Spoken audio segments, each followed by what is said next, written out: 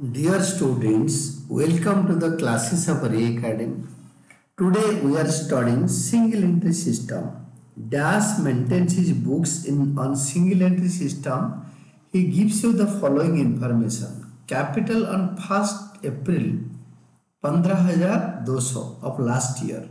Capital at the end 31st March of the current year. Drawings made during the year 4,800.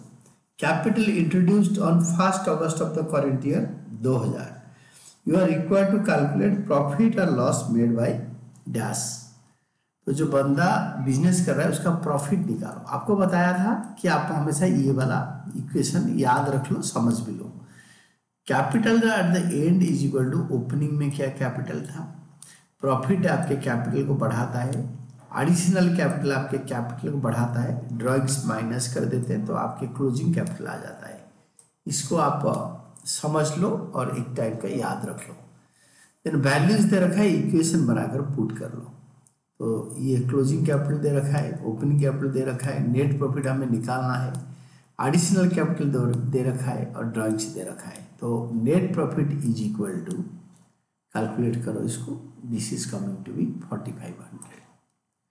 आप अगर equation बना के करोगे तो ऐसे, अगर स्टेटमेंट बना के करोगे तो और आप ऐसे भी कर सकते हो। ऐसे statement showing calculation of a profit और loss made by the businessman, जो भी नाम हो, particulars rupees.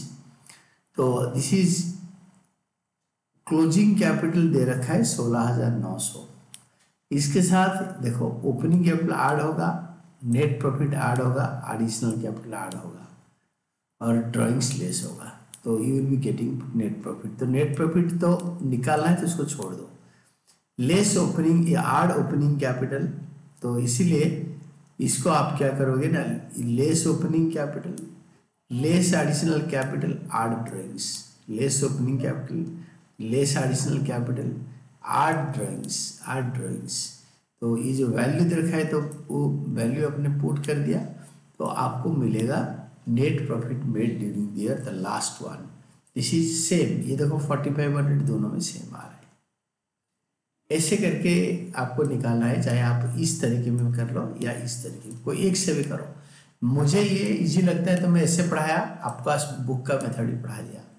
And this is all about your answer.